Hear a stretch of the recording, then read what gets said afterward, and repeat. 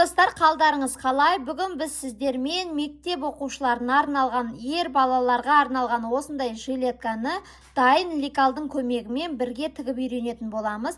Тігілу жолы өте оңай, сондықтан да видеоның соңына дейін менімен бірге болыңыздар. Ал ендеше бастайық. Қараңыздар, алдымен лекалды шығарып аласыздар, компьютердан. Сосын шығарғаннан кейін ол мінекей осылай 6 бөліктен тұрады. Ол бөліктерді бір-біріне жапсырып, осылайынан лекалды құрастырып аласыздар.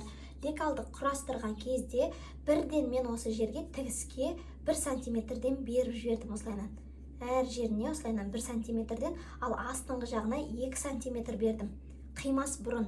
Мына жердегілерді тікпеймін, алып тастаймын. Егер сіздер тігетін болсаңыздар, мына қалтасын, мына жердегі тігісті, онда осы лекалдағыны осылайынан созып жібересіздер. Осылайынан сосын осы бұрышпен қайтып қосасыздар, жақсы ма? Мына жерден де 2 сантиметрден бердім ғой, осылайынан. Осы жерге дейін әкелесіздер.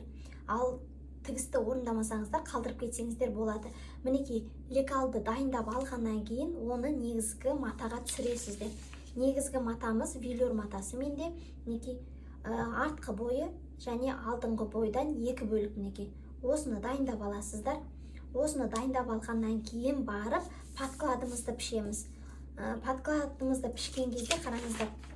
Мінекей подборд бар ғой бұл жерде. Подбордты осы жерден одан кейін барып қиып тастайсыздар мінекей. Сосын артқы мойын ойындысы бар, осыны қиып аласыздар бөлік қып мінекей. Бір-бірінен бөліп қиып аласыздар. Егерде бірінші осы подкладты пішіп тастасаңыздар, онда қайтып мына негізгі бойларды пішу үшін осыны бір-біріне қайтадан жалғау керек боласыздар, қараңыздар. Содан кейін пішкен кезде қараңыздар, мынау артқы бой ғой. Міне мойын ойындысына арқасына 1 сантиметр тағы да бересіздер. Өйткені бұл бір-біріне тіккен кезде қайтып осылайынан орнына келетін болады, жалғанады. Сондықтан да мінекей бөлшегіне астына 1 сантиметр, мінекей мына мойын ойындысына да дәл солай 1 сантиметрден бересіздер. Және алдыңғы бойда міне подборды бар ғой, осыны да дәл солайынан мінекей екінші ішкі бұл подклад матасынан тігіледі. Осылай 1 сантиметр бересіздер. А подборды негізгі матадан тігіледі, мінекей қараңыздар. Бұл велюр матасы бізде. Қазір мен сіздерге көрсетейін. Подбордты міндетті түрде велюр матасынан пішесіздер. Подклад матасынан пішіп қоймаңыздар, қараңыздар. Мінекей, мынау 2 бөлік. Бұны біз қазір осы подклад матасына жалғайтын боламыз. Мінекей, бұл велюр матасы. Және де жаңағы ішінедегі арқа бойындағысымен мына мойын ойындысының бөлігі, бұл да бізде велюр матасынан, негізгі матадан пішіледі. Мінекей, көрдіңіздер ме? Бұл арқасында, мойын ойындысында тұрады, әдемі болып шығады. Сонда тек подкладтан мінекей арқасы және де алдыңғы бойдың жарты бөлігі ғана. Ал негізгі матадан өзінің негізгі бөлшектері және де осы арқасындағы және алдындағы подборды пішіледі. Осыны пішіп алғаннан кейін барып қана тігіске барамыз. Сонымен қатар, егерде кнопка орнатсаңыздар, немесе түйме орнатсаңыздар, осындай дублерин керек болады. Дублериндар метражный күйінде сатылады осының. Бірден осындай 2 сантиметрлік, 1 сантиметрлік, немесе кәдімгі метрлеп, үлкен 1,5 метрлікпен сатылады. Содан осылайынан 2 сантиметрден қиып аласыздар. Оны қазір алдыңғы бойға, мына жеріне, осы жерлеріне жапсырамыз. Себебі түймеге немесе кнопка орнатқан кезде берік болу үшін. Сондықтан да міндетті түрде дублеринді жапсыруды ұмытпаңыздар. Ал ендеше осының барлығын дайындап алсаңыздар, онда тігін машинамызға барайық. Ал қыздар, қараңыздар, ең алдымен подкладымыздың алдыңғы өңірін тігеміз. Осы подборд пен подкладты бір-біріне жалғаймыз. Қараңыздар, егер астынан артық матаның қиындылары шығып жатса, оғаны тігістен кейін түзеп жібереміз, жақсы ма? Негізгі бойды екеуін бір-біріне қойып. Ал қазір мінекей бір-біріне қарап тұр ғой ішінен. Осылайынан орналастырып, қазір подбордты бір-біріне жалғаймыз. Негізі подклад матасын негізгі бөлікпен бірдей етіп алсаңыздар дұрыс болады. Мен өзім қолдағы бар матаны қолданып жатырмын. Ал енді осыны бірдей шығу үшін түйреп аласыздар. 1 сантиметр қашықтықта тігетін боламыз. Осылайынан 1 сантиметр тігіспен тігіп шығасыздар. Негізі созылмалы мата астында тұрған дұрыс болады осылайынан. Үстінде подклад матасы дұрыс. Себебі созылмалы, сәл созылмалы мата ылғида машинканың тіккен кезде астында тұру керек. Үстіңгі мата созылмайтын болу керек. Осылайынан толығымен екеуін бірден түйреп аласыздар, жақсы ма?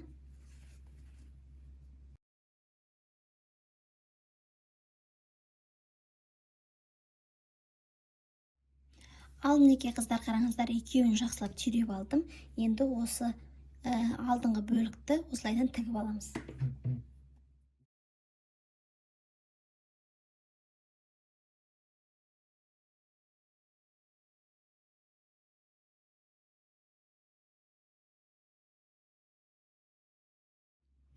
Ал мінекей қыздар, қараңыздар, алдыңғы подбордты подкладқа осылай тігіп алдық, иә. Ендігі кезекте осы жерде бұрылысы бар ғой, дөңгелек болып тұрған жерде, сол жерлерге міндетті түрде осылайынан тіліктер жасайсыздар, екеуіне де тігіске жеткізбей. Себебі дұрыс айналғандай. Ал түзу жерлерде тимейсіздер, жақсы ма?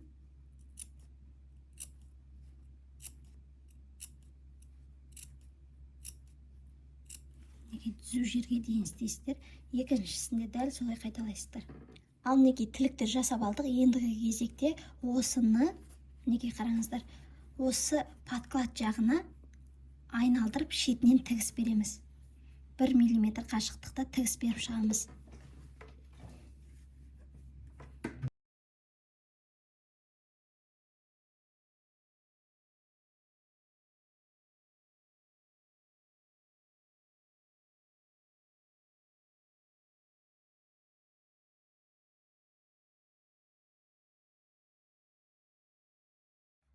Ал мінекей тігіп алдық алдыңғы подборд пен подкладты. Енді осыны жақсылап тұрып үтіктеп аласыздар, жақсы ма? Осы тігістің барлығы түзу жату үшін. Ал қыздар, ендігі кезекте мына артқы бойға мына мойын ойынысын жалғаймыз. Қараңыздар, мінекей осылайынан. Қазір оны осылайынан артына, дәл орталарын осылайынан бірдей қиып алып, немесе тілік жасап, осылай белгілеп аламыз да, енді осыны түйреп аламыз.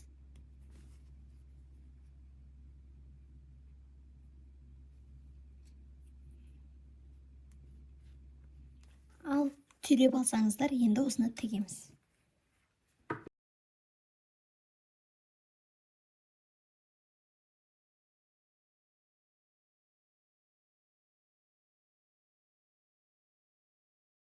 Мінекей қараңыздар, тігіп алдық. Енді бұл да бізде әдемі жату үшін артына тіліктер жасаймыз және де тігіс береміз.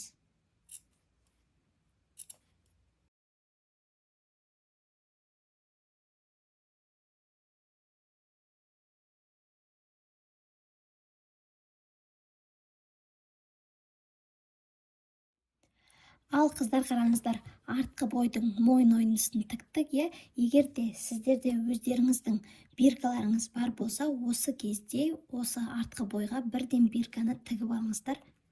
Өйткені одан кейін ұмытып кететіндер бар. Ал егер биркаңыз болмаса, енді осының барлығын үтіктеуге барамыз. Қазір мен осы жерден бирканы тігіп кетем. Сонымен қатар, егер де биркаларыңыз жоқ болса, маған осындай биркаға тапсырыс берсеңіздер болады. Осындай ақ сатин лентасына өзіңіздің дизайныңызбен биркаңызды шығарып бере аламын. Ал ендеше осыны тігейік.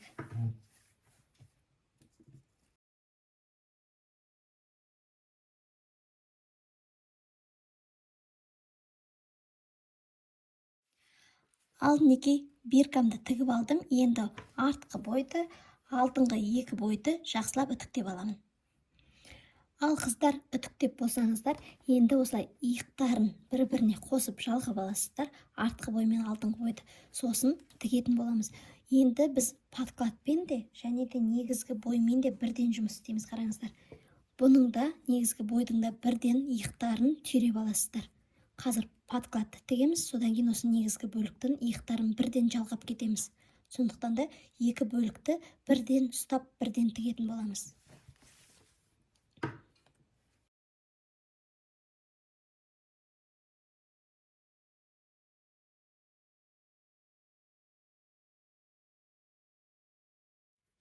Ал мінекей қыздар, қараңыздар, иықтарын тігіп алдық, е. Мінекей бір-біріне жалғадық.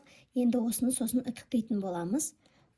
мінекей екі жаққа тігісті әзірге үтіктемес бұрын енді мына жандарын тігеміз. Екі жағын және де негізгі бөлікті де. Сондықтан да алдымен түйреп алыңыздар, содан кейін барып осыны тігіп шығамыз ұзыннан.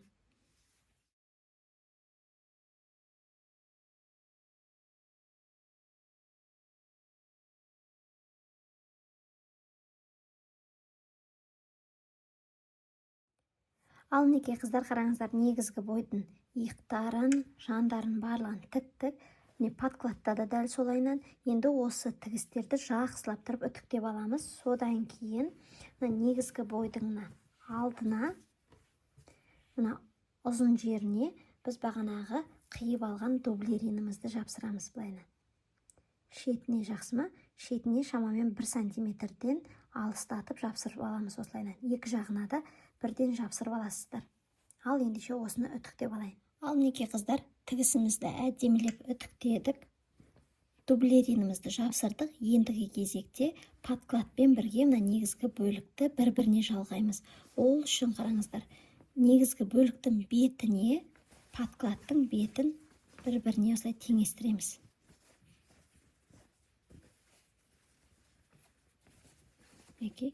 Енді осының қазір бірінші қолтық ойындысын бір-біріне жалғап тігетін боламыз, айналдырып. Ең алдымен осы біріншісін. Ол үшін астындағы тігістерді бір-біріне осылай әкелесіздер, түйреп аласыздар.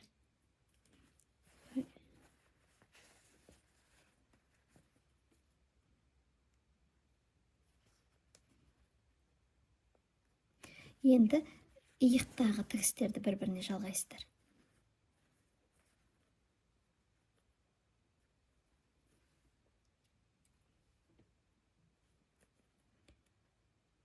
Енді осыны толығымен түйреп алып, айналдырып тігіп аламыз.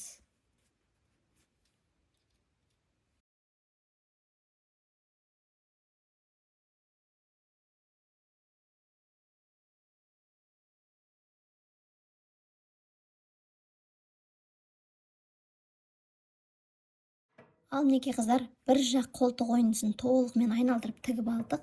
Енді осыны тілік жасап тіліп шығамыз.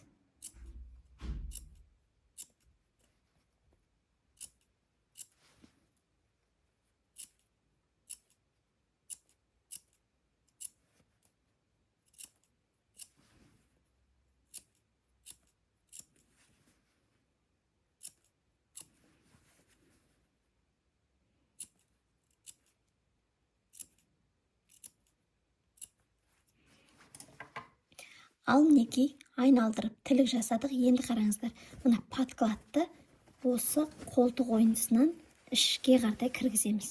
Мінекей. Енді бізде мінекей үстіңгі бет подклад мінекей астында қалды. Мына жерде жаңағы тігісіміз, осы жерге біз тігіс береміз де, сосын жақсылап үтіктеп алатын боламыз. Мінекей қараңыздар. Енді осыны подклад жағынан қазір 1 мм қашықтықта тігіспен тігіп өтеміз.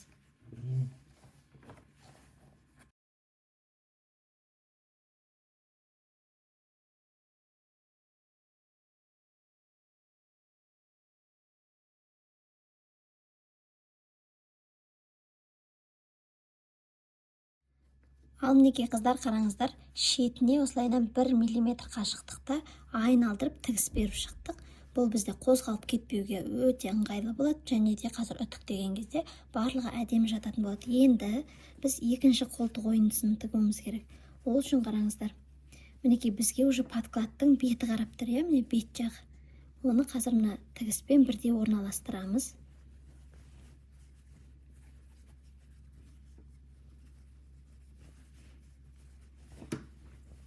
Мінекей екі қолтық ойындысы міне тұр, қараңыздар. Қолтық, мына жағы үсті иығы міне. Енді мына екі тігісті бір-бірімен теңестіресіздер. Осылайынан теңестіресіздер де, мына астыңғы жақтан алып шығасыздар бір-біріне. Енді бір-біріне бетін қаратамыз былай. Бетіне бетін қаратып, осыны иыққа дейін түйреміз. Бұны енді жаңағыдай бір тігіспен емес, екі тігіспен тігеміз. Ол қалай екі тігіспен? Қолтықтан иыққа дейін тігесіздер, қайтып екінші жағынан екінші бөлігін тігеміз. Енді иыққа дейін түйреп аламыз.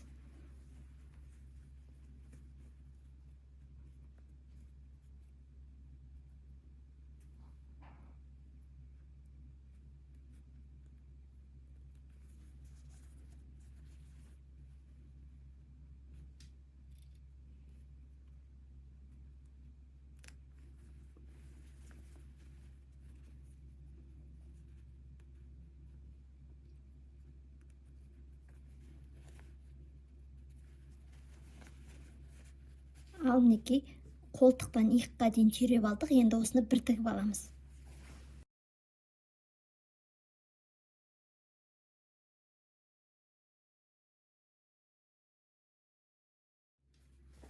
Мінекей қыздар, қараңыздар, бір жағын иыққа дейін тігіп алдық, енді өзінің қайтадан қалпына әкелеміз. Мінекей.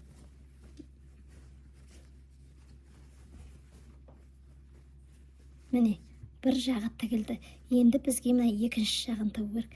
Дәл солай, мына подкладтың енді мына алдыңғы жағынан емес, енді мына арт жағынан кіреміз. Осылайынан. Енді осыны иықтан астыңғы қолтыққа дейін айналдырып тігетін боламыз енді. Жаңа біз қолтықтан иыққа дейін тіксек, енді бұны иықтан қолтыққа дейін тігеміз.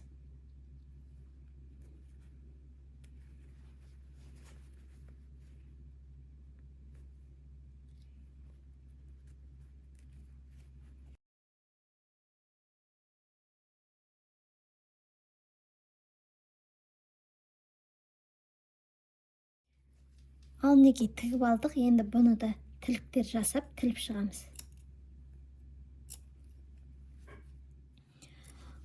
Ал мінекей қыздар, қараңыздар, екінші қолтық ойындысы да дайын болды.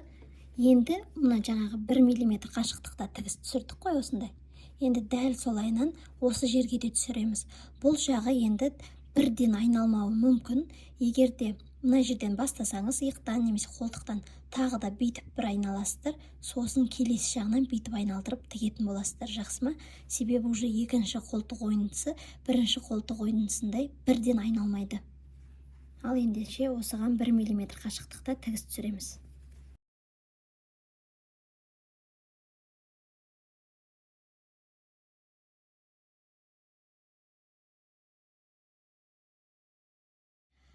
Ал мінекей қыздар, қолтық ойындылары толығымен дайын.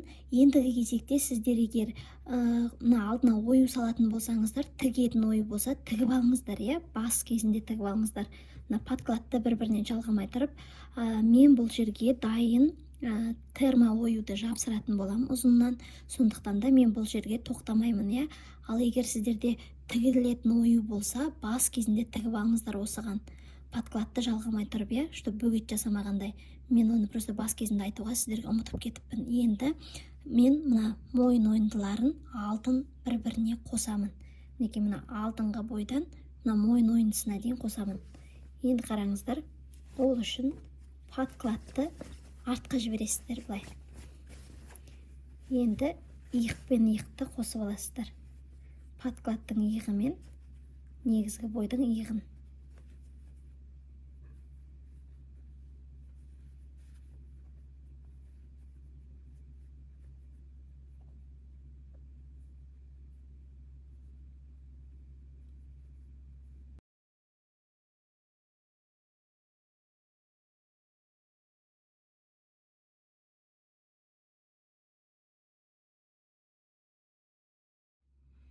Ал мінекей қыздар, қараңыздар, иықтан иыққа дейін түйреп алдық. Енді осы кезде мына жерде сіздерде қолтық ойындысы тұр, қолдың. Енді осыдан ақырын мына алдымен подкладты тартып алып шығасыздар. Мінекей, былайынан. Подкладты да шығарасыздар. Енді осы алдыңғы бойды подкладпен түйреп аласыздар. Екінші жағында дәл солай мына кішкентай жерде, мінекей, иық ойындылары осы жерде осындай тесік болады, мінекей. Осыдан шығарып аласыздар. Подкладты да, алдыңғы бойды да, міне, былайынан. керек жерге дейін шығарасыздар, міне сызыққа дейін. Сосын осыны толығымен түйреп тігіп шығатын боламыз.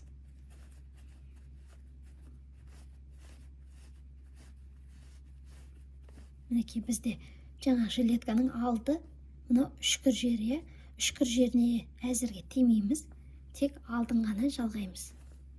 Ұзыннан жалғап шығасыздар. Ал мінекей қыздар, толығымен мінекей ұзыннан түйреп алдым. Енді осыны тігіп алатын боламыз.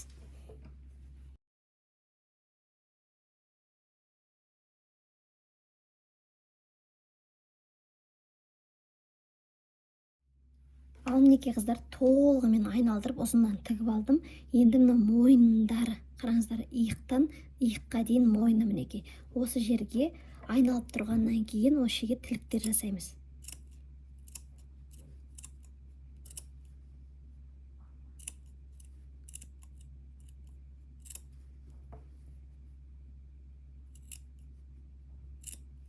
Енді астынан жай тартып қаласыздар.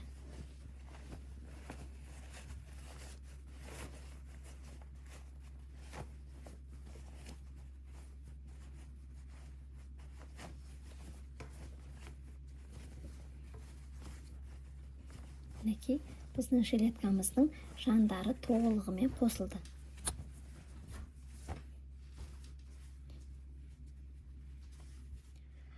Ал мінекей қыздар, қараңыздар, толығымен айналдырдық, бұның барлығын тігістіп, барлығын ең соңында үтіктейтін боламыз. Ендігі кезекте мінекей асты ғана қалды. Тігілмеген, тек асты ғана қалды. Бұны қайтадан подкладпен негізгі бөлікті бұлай ұзыннан астын ғана қосамыз. Енді бірінші қырын осылайынан бір-біріне теңестіріп аламыз. Ал мінекей қыздар, екі қырын түйреп алдым.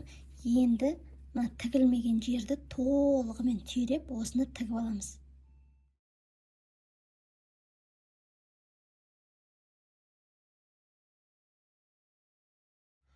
Ал мінекей қыздар, қараңыздар, толығымен астын тігіп шықтым. Енді мінекей подклад жағынан жаңа қыры бар емес пе? Сол жерді сәл ғана сөгеміз. Бергі бетке айналдырып алу үшін, жақсы ма?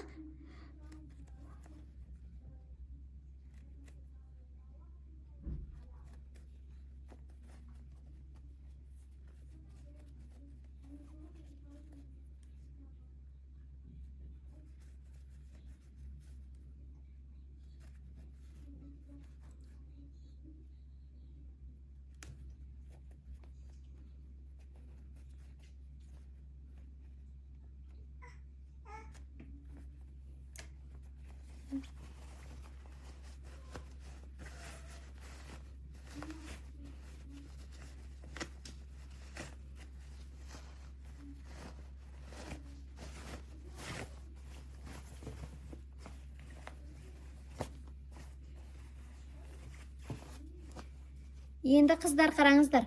Енді қараңыздар, айналдырып алдық қой, мінекей жаңағы жерден, Енді осы жерден каждый бұрыштарын осылайынан қайшымен итеріп отырып шығарып аласыздар, жақсы ма?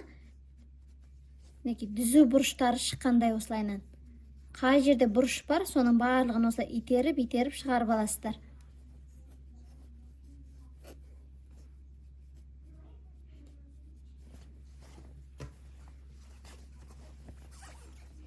Екінші жағында дәл солайынан шығарасыздар.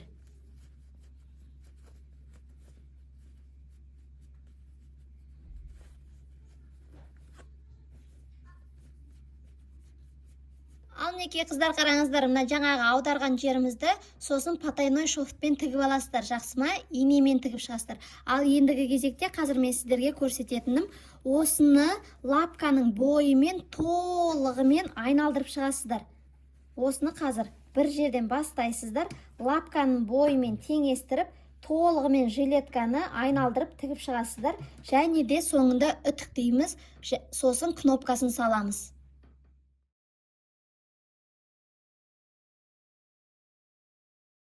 Ал неке қыздар, қараңыздар, толығымен айналдырып тігіп алдым. Ішіндегі айналдырған жерімізді потайной шовтпен тіктім. Енді осыны жақсылап тұрып үтіктеймін. Содан кейін алдына осындай термонаклейка жапсырамын да, мына жерге түйме қойсаңыздар болады. Мен бұл жерге кнопка қоятын болам. 3 жерге кнопка қойып шығам, жақсы ма? Толығын жасап болғаннан кейін толығымен көрсетем. Ал неке қыздар, қараңыздар, жилеткамыз толығымен аяқталды. Принтті түсірдім, кнопкаларын қойдым. Ендігі кезекте тек осылай биркамды ілу ғана қалды. Осындай жилетканың тігілу жолы ұнап жатса, лайк басып, комментарий жазуды ұмытпаңыздар. Сіздермен бірге болған өнерлі ана, келесі сабақта кездескенше.